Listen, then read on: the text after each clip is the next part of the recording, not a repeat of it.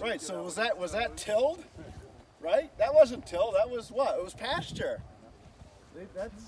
So this is Nate Walker's property here. So the line is just down over the road.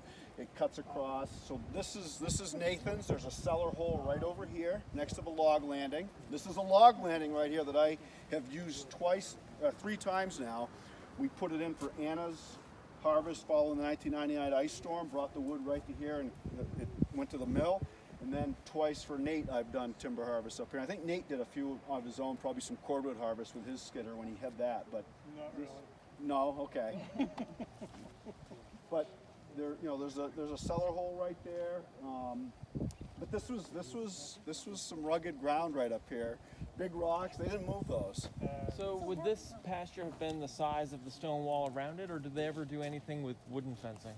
They definitely used wooden fencing. They had posts in between, so I think just right next door, we actually saw that transition where it went from no surface stone. So as we started to go up the hill, you started seeing the boulders, and there's no wall between that break, but I suspect there were probably some fencing, and it had to have been, because otherwise they couldn't have kept the animals from that pasture from getting into that tilled land. So they definitely, and you will find on some of these walls, you can find the wire embedded in some old fence posts. A lot of the fence posts were made out of black locust. That was something that a lot of farmers were growing because it grows rapidly and it's relatively rot resistant.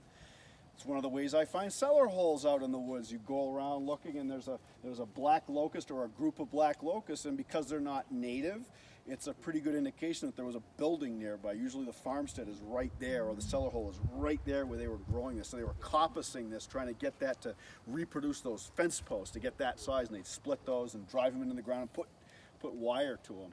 So that's one of the ways I find cellar holes in places I'm not familiar, is I look for those species like that are going to be a key to say, well, why is that there? Well, we don't have any here. I wish we did, but that's one thing you can look for. The other thing is to look for around a house cellar hole is lilacs. Yeah. So you still have lilacs that are still alive, especially if they've had some sunlight to get in there. And not native. Right, they were planted by the people, as just like we do today. Yeah. And so we'll still see some of those flowering and around, and that's a real good indication that you're near a cellar hole when you're seeing lilacs out on the woods on a road like this. Privy air freshener. They are, right.